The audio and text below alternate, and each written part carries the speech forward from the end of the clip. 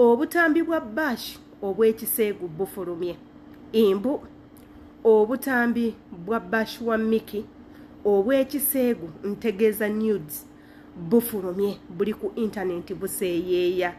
Hey, maama nnyabo nfundako n'okulaba ekisambi ekyeru dani okulaba ebisambi ebiddugavu oba okulaba pusi enzirugavu wakirinda ba pusi enjeru. Sefko avuddeyo n'akola akatambi n'agamba ayagala obutambi bwa bash nze mbuyina. Yenze Sheila Adita, as you all know, aba subscribinga mbagala nnyo, abatana ba subscribinga katusabe nammwe mu subscribinge wabula mba mu subscribinze temwerabira kade ako akali waggulu kakuyambako nga buli video na gye tuteeka waneeno bagenda kusindikira message ojo ogirabe. Wabula mmwe benzirukanya nabo channel eno ngamba abamu ku ba counselors baffe ba motivational speakers ba teacher baffe abali kweno channel mubeere nga mukomentinga. The comment box is ever open for you people to give us your thoughts ku butambi bwe tuba tukoze. Kyovula batubagamba inti nno mubeere nga musubscribinga. Without wasting any time, kana akatambi saagala kwogerera nnyo, saagala kuteekawo bigambo bingi, saagala kusaakaanya. Katusooke tugendako mu kana akatambi tukawulirize okaweeka ebirowoozo byo ate tukomewo. Abaana mmwe mbuno bwa bashi bufulumye mbannange TikTokers gather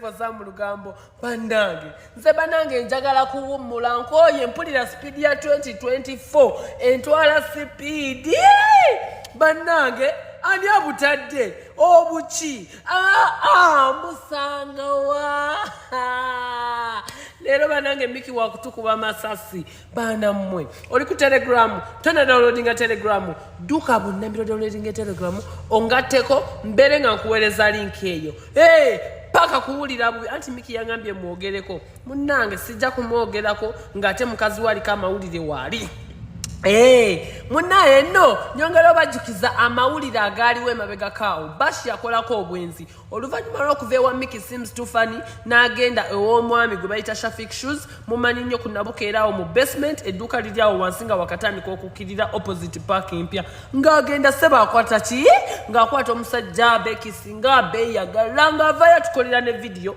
ng'atugamba nze Mickey 6 months down the road nga tetukyeyagala tetukyeraba nga nkoye omusajja yanteeka mu nnyumba tandya tayimuka tawoma tetubitegeera bannange kofe bashi totwogeze ebintu bannange n'otwefulira bashi n'agamba oba mundikodinge sisuubira kuddayo omusajja tanzikiriza abeera mu kamera omusajja tayagala kundya bulungi bannange waliwo abadde ankubidde bashi yayogera ebigambo bingi nayogera ebigambo bingi ku musajja ng'ataddeyo naffe ne tugamba twagala nnyo obujulizi bamulikodinga ka video akakokwekisinga akasooka ke mwalaba nanyini gayo oyo gwe yali naye yakata nanyini ka video nanyini kubeera mu video yakata sifa abakata kati kyakoze oyo gayi agenze ku Telegram nagulawo channel n'atandika okuta video bwa bashi bonna amaze okulaba ng'olutalo Mickey lwantaddeko teruwena ndowooza n'agamba bannange kana kasajja kankanafuye baana mmwe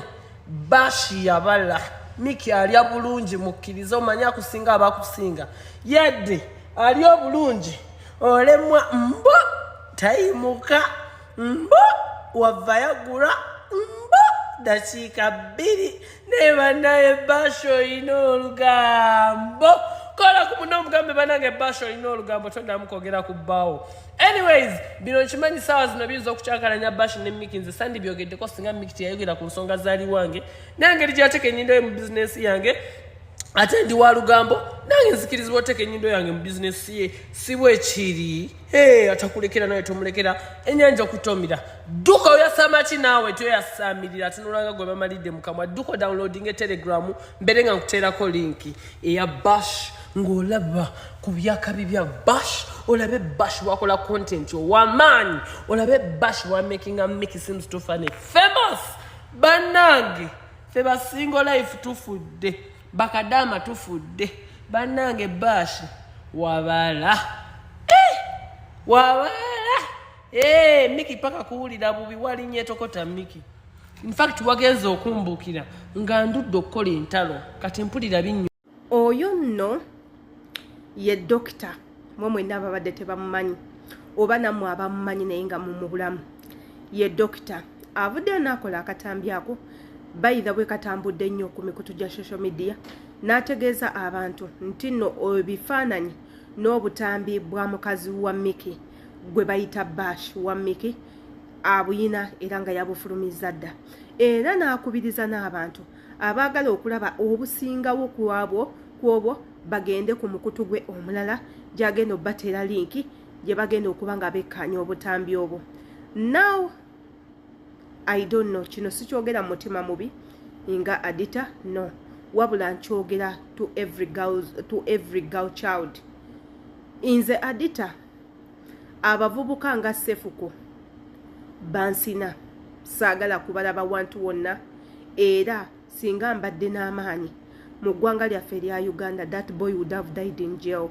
Nkubuulira amazima yadde nga tubeeramu ne kiri ekisa ne tugamba why okitegeera oli naye mwana ayina abazadde bla bla bla bla bla naye ate ye waba tasobola kwesaasira omuntu ng'oyo tasaana kubanga afuna public sympathy.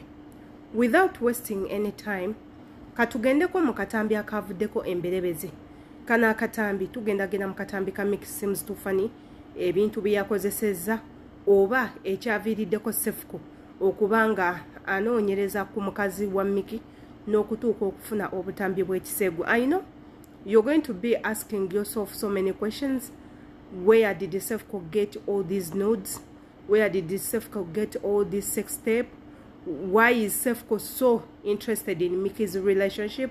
Ewe nabena mugenda kubanga mubyebuuza. So nsazeewo mbawe akatambi kaneeno akavuddeko ebyo byonna nga ffe tetunnabasala kigambo kambaterewo akatambi kaneeno tukalabe ate tukomewo tubeere nga tufundikira video twekuumireko. Nga baawo kyekyo nga bwemutuuka mu bantu nga bagamba wuuyo dusha ze ne baawo oli agamba yasinga empanama ennene mu Uganda. Really? Dushi wabadde oswazizza ffe abaana abeddira akasikimyo. Dushi wabadde oswazizza ffe abaana abeddira obusikimyo. Okola otya ekintu ekyo? Naye nga muganda wange bambi nsaba kisonyiwo bonna bennyiiza naye nga si mu bubi nabadde ensonga eyo nina egyogerako lwa nsonga nali luli sisobola byogerako nga kinnuma. Ne gwobeerawo nga wallahi famire yo we bagamba nga bazadde bo we bayingira bati bagamba wuyo maama woli omuwala ayina omuvubuka agamba yasinga empanama ku internet. Really?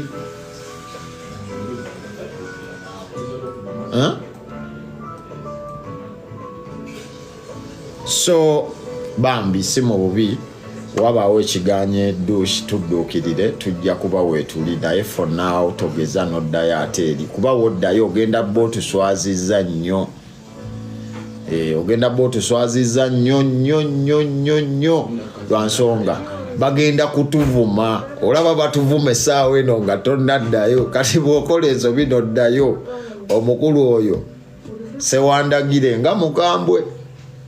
So si mu bubi toddayo sigala gyo webale kuba mukazi ayina ekiddako lwa nsonga wali okoze ensobi y'obulamu bwo nga tugenda kujajinga akiri wandiduse mu bufumbo n'ogenda n'omusajja ategeerekeka nga Seyidi. Babu wanjagaliza. Si mu bubi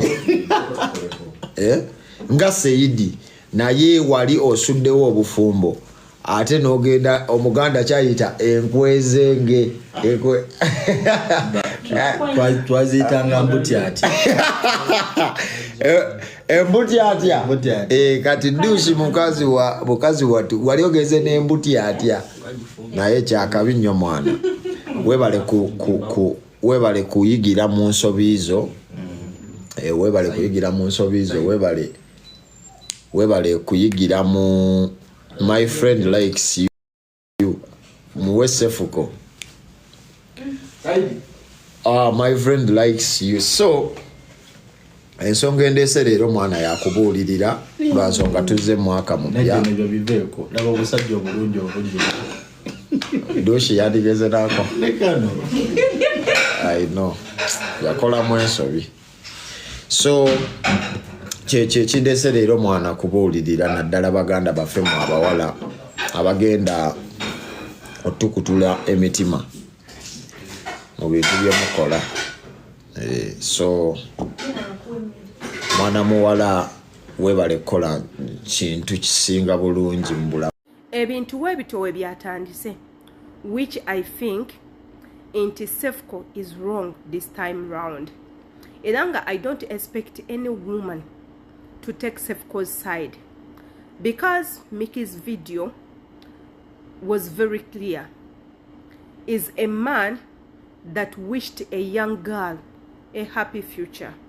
Ye musajja eyavuddeyo nga ensi n'ensi yonna yali ewagira mwana muwala ono omuto to go ahead sleeping with other men, to go ahead giving her body anyhow. So Mickey was this man yavudde nagamba, no, this isn't right. Oli mukazi mufumbo. A man gave you everything he could. Natuuka n'okugenda ewammwe. You have kids with him. So it's better you work on your relationship. You sit down and convince your man. Maybe you go back to your man than going with a man that you really know well. The whole internet knows who Sefco is. Agenda kukozesa ensobi zazengako sabana abawala abalala. So I'm advising you to go back to your man. A very simple and short advice Mickey gave. Me as a woman, nalabenga your advice Mickey gave to this young girl was actually right. Atenga, I was so happy to see this girl really followed Mickey's advice. Fenna kye twabadde twetaaga kubanga ffe ng'abakyala twasirika ebyo ne tubivaako ne tumuleka yeegabangule ne tudda eno ne tumusunga. Whatever happened, ffe nga tuli eno tusunga. No one came out gamba mwana muwala mutono nti munnange you're killing your future, you're killing your image. Naye omusajja n'avaayo. Nze ngamba kiba aba yeetaaga okuwa credit. Yenze Sheila Adita, without any confusion, katulinde comments zammwe naffe tulabe where we've made the mistake. Gwa wagira Mickey ekintu kyakoze tukusuubira okufuna comment yo nga relating to such, wabula ate naawe atawagira ng'owagira Sefco naye tulinda side yo. Imbagala nnyo, Mukama abankumire.